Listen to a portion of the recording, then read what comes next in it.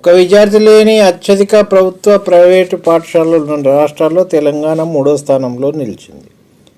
పశ్చిమ బెంగాల్, రాజస్థాన్ ఈ కేటగిరీలో తొలి 2 స్థానాల్లో ఉండగా మన రాష్ట్రం 2097 బడులతో 3వ స్థానంలో నిలిచింది. 1 నుంచి 12వ తరగతి వరకు పాఠశాలలు, జూనియర్ కళాశాలకు సంబంధించి 2023-24 విద్యా సంవత్సరం ఏకీకృత జిల్లా పాఠశాల విద్యా సమాచారం యూడైస్ గణాంకాలను కేంద్ర విద్యాశాఖ తాజాగా విడుదల చేసింది.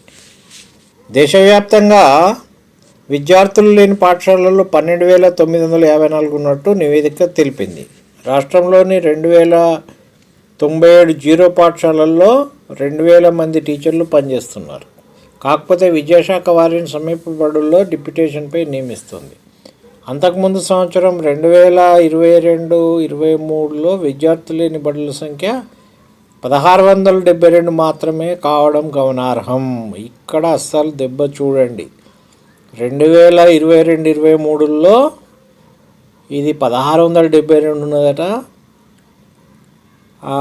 ఇప్పుడు మాత్రం 2,097 బడులు జీరో విద్యార్థులతో ఉన్నది. అంటే అన్ని పాఠశాలలు మూతపడ్డాయి.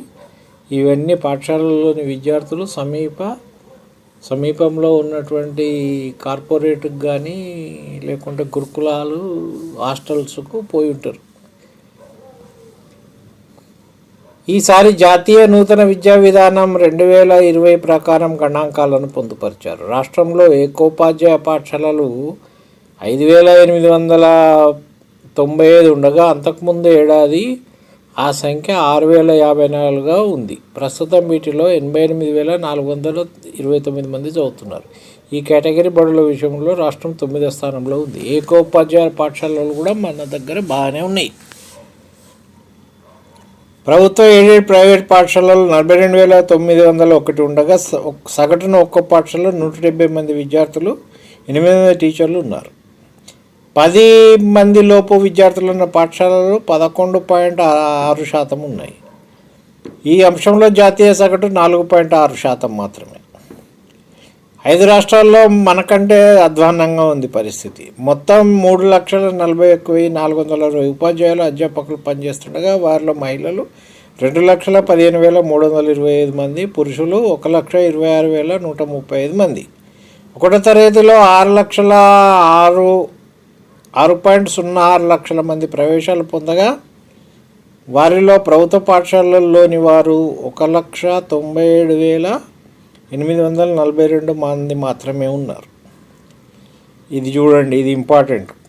1వ తరగతిలో 6.06 లక్షల మంది ప్రవేశాలు పొందితే అందులో ప్రభుత్వ పాఠశాలలో అప్రాక్సిమేట్లీ 2 లక్షలు ఉన్నారు. అంటే 4 లక్షల మంది ప్రైవేట్ పాఠశాలల్లో పొందుతున్నారు. అంటే నర్సరీ, ఎల్కేజీ, యూకేజీ దగ్గరలో ఉన్నటువంటి ప్రైవేట్ పాఠశాలలకు పంపించి nursery, LKG, UKG, 1st, 2nd, primary, 3rd, 4th నుంచి తీసుకుపోయి పెద్ద స్కూళ్ళల్లో ఇస్తున్నారు. ప్రైవేట్ స్కూళ్ళల్లో కానీ